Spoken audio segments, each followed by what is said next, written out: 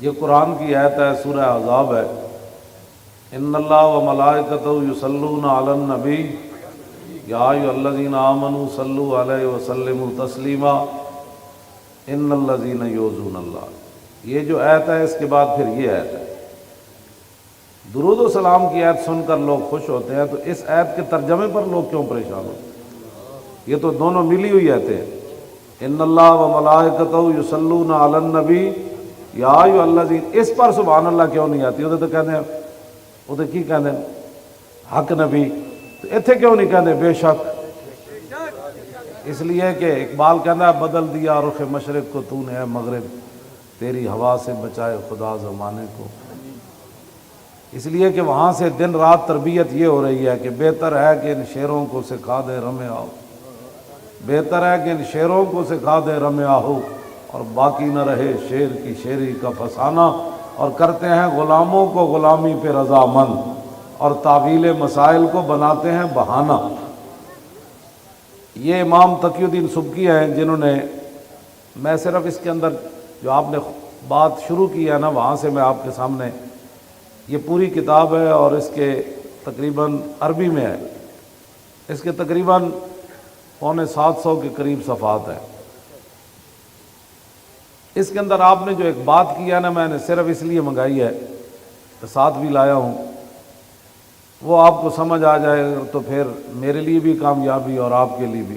آپ فرماتے ہیں مجھ سے ایک فتویٰ پوچھا گیا گستاخ رسول کے بارے میں، ایک عیسائی نے حضور کے خلاف بات کی، تو فرمایا کہ میں نے پھر فتویٰ لکھا کہ اس نصرانی کو قتل کر دیا جائے، عیسائی کو، جس طرح کعب بن اشرف کو حضور نے قتل کروایا، اور اسی میں حضور کی عزت ہے اور اسی میں حضور کے دل کا سکون ہے۔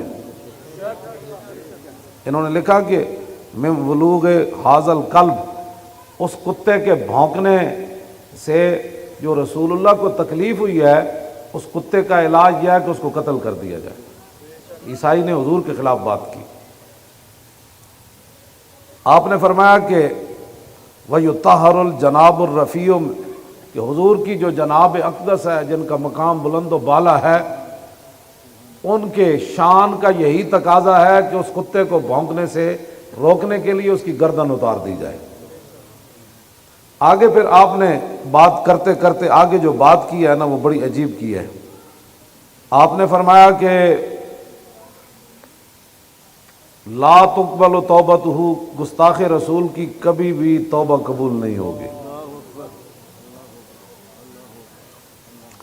آگے فرمایا وَحُقَّ علیہ وعلی غیری من آل العلم القیام فی ذالک وتبیین الحق فیہ فإن فیہ نصرۃ للنبی صلی اللہ علیہ وسلم۔ فرمایا میرے تے بھی اتنا ہی حق ہے جتنا باقی مولویوں تے حق ہے کہ وہ حضور کی عزت آبرو کے لیے کھڑے ہو جائیں اور حق لوگوں کے سامنے بیان کرے۔ اور آگے فرمایا کہ اسی میں حضور کی مدد ہے۔ رسول اللہ کی کوئی مدد کرنا چاہتا ہے نا تو درود شریف پڑھ کے اس میں اپنے فائدے تلاش کرتا ہے۔ فرمایا حضور کے دشمنوں کے خلاف کھڑا ہونا یہ حضور کی مدد ہے۔ آگے پھر قرآن کی آیت لکھی، فرمایا وَلِيَعْلَمَ اللَّهُ مَن يَنصُرُهُ وَرُسُلَهُ بِالْغَیبِ إِنَّ اللَّهَ قَوِیٌّ عَزِیزٌ۔ یہ سورہ مجادلہ کی آیت نمبر 25 ہے۔ فرمایا کہ اللہ صرف یہ دیکھنا چاہتا ہے کہ اللہ کی مدد کون کرتا ہے اور اس کے رسولوں کی مدد کون کرتا ہے، بالغیب، بن دیکھے۔ اور کوئی دیکھ نہ رہا ہو پھر بندہ اللہ کی مدد کرے، اللہ تو مدد سے پاک ہے، مراد ہے کہ اس کے دین کی مدد کرے، مراد یہ ہے کہ اس کے رسول کی مدد کرے، دیکھ کوئی بھی نہ رہا ہو۔ فرمایا اللہ یہ دیکھنا چاہتا ہے کہ اللہ اور اس کے رسولوں کی مدد بن دیکھے کون کرتا ہے۔ آگے فرمایا اللہ تمہاری مدد کا محتاج نہیں، ان اللہ قوی، اللہ بڑی طاقت والا بھی ہے اور عزیز بھی ہے، غالب بھی ہے۔ آگے امام نے کیا لکھا، وَلَيْسَ لِي قُدْرَةٌ أَنْ أَنْتَقِمَ بِيَدِي مِنْ هَذَا الصَّابِّ الْمَلْعُونِ۔ فرمایا جب میرے پاس فتویٰ آیا تو وہ دوسرے ملک میں رہتا تھا ملعون، اور میں طاقت نہیں رکھتا تھا کہ اپنے ہاتھ سے اس کو قتل کروں۔ یہ مولوی ہے، یہ مولوی اور یہ پیر ہے، نہ ان سے بڑا کوئی پیر ہے نہ ان سے بڑا کوئی مولوی ہے۔ فرمایا میں طاقت نہیں رکھتا تھا اس ملعون گستاخ رسول کو قتل کرنے کی۔ آگے ذرا کان کھول کر سننا ہے، جو کہتے ہیں ہمیں دل سے بڑا درد ہوا امام نے کیا بات کی ہے۔ آگے فرمایا کہ واللہ یعلم ان قلبی کارہ منکر، فرمایا اللہ جانتا ہے کہ میرا دل بڑا رنجیدہ ہے۔ جب سے میں نے سنا کہ اس نے حضور کے بارے میں بات کی ہے میرا دل بڑا پریشان ہے۔ یہ جو لفظ ہے نا، سونا کا پانی بھی ہونا تو اس کا حق ادا نہیں کر سکتے۔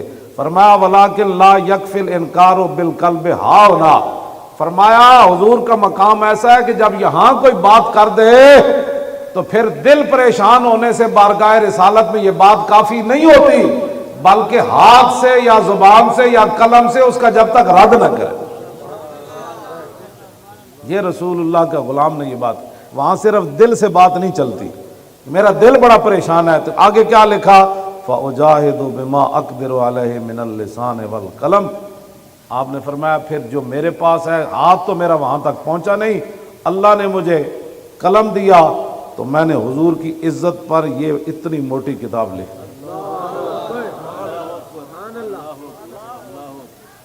اور آگے کیا کہا، اگلی بات بھی سنیں۔ یہاں تو ایک تقریر کر کے ایک نعت پڑھ کے تو ایک لوگ دیگ پکا کے وہ سمجھتے ہیں نا ہم نے حضور کا حق ادا کر دیا۔ فرمایا وَأَسْأَلُ اللَّهَ، میں اللہ سے یہ سوال کرتا ہوں، عدم المؤاخذۃ بما تقصر یدی عنہ، یا اللہ جو میرا ہاتھ اپنے نبی کے لیے نہیں نہ اٹھا، قیامت والے دن یہ میرا گناہ تو نے معاف کر دینا ہے۔ یہ ہے جی بات۔ فرمایا میں نے کتاب اتنی اگرچہ بڑی لکھ دی ہے لیکن میں اللہ سے اس کوتاہی کی معافی کا طلبگار ہوں۔ اور آگے کیا بات کہی، فرمایا وَأَن يُنَجِّيَكَ مَا أَنجَى الَّذِي يَنْهَوْنَ عَنِ السُّوءِ، فرمایا ہفتے والے دن جو لوگ مچھلیاں پکڑتے تھے نا اور باز نہیں آتے تھے تو کچھ لوگ ان کو وہ برا کام کرنے سے روکتے تھے۔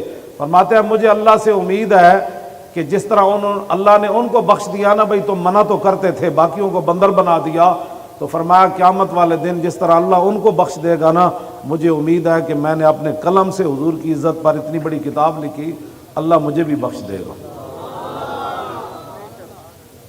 اتنی بڑی کتاب اس کے اندر انہوں نے لکھی، یہ بات امام تقی الدین سبکی نے۔ آپ اپنے سینوں کو گندگیوں سے پاک کریں اور جب رسول اللہ کی بات آئے تو ادھر ادھر نہ دیکھیں۔ جس طرح اتنا بڑا امام ہو کے، اتنا بڑا ولی ہو کے، اتنا بڑا عالم ہو کے، اتنا بڑا محدث ہو کے، اتنا بڑا مجتہد ہو کے، اتنا بڑا مفسر ہو کے، اتنا بڑا فقیہ ہو کے کہتا ہے یا اللہ تیرے حبیب کے گستاخ پر جو میرا ہاتھ نہیں نہ اٹھا قتل کرنے کے لیے، قیامت والے دن مجھے اس کتاب کی وجہ سے معاف کر دے رہا۔ اور جو گستاخوں کے ساتھ کھڑے ہیں وہ بتائیں ان کا حشر کیا ہوگا۔